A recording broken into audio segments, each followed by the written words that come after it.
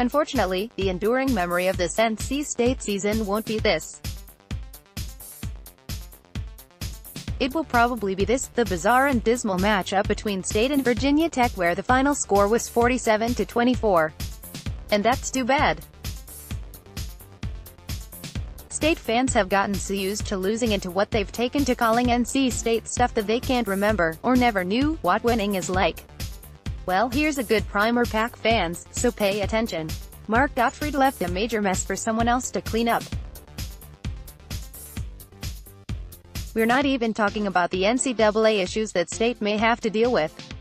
Just look at what a train wreck he made of that team in his final 2 seasons, finishing 16-17 and 15-17 for a 2-year total of 31-34.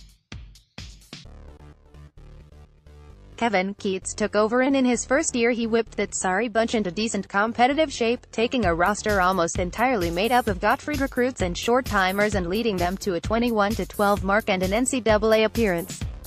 It was a beautiful transformation. State went from dysfunctional to highly functional.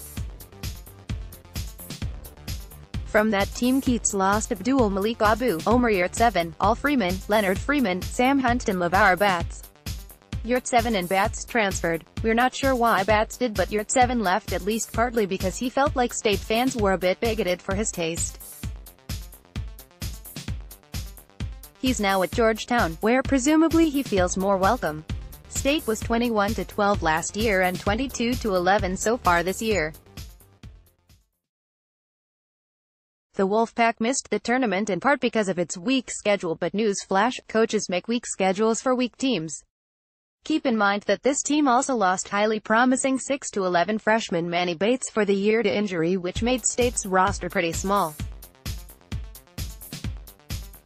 Wyatt Walker, a grad student transfer, is 6-9 but limited. DJ Funderburk is 6-10 and by the end of the season he was useful but he still didn't start. After that, the roster is really small. The next biggest guy is Jarek Cole-Helms, who is 6-7, but just 198. Eric Lockett, Torin Dorn, Devin Daniels and C.J. Bryce are all 6-5. Blake Harris is 6-3. Markel Johnson is 6-1 and Braxton Beverly is just 6-0.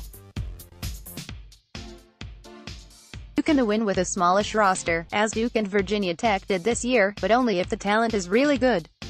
Otherwise it's just little guys against bigger, faster guys, and other than three-pointers, there's no way to win that kind of matchup, certainly not consistently. But imagine State with the same system only with 6-6 guys like, say, Cody and Caleb Martin. Now imagine Gottfried had the courage and foresight to recruit Chris Clement, who went to Campbell, or Kentucky Bowman, who left Havelock for Boston College. Jay Huff was available. So was Moses Wright, who left the area for Georgia Tech.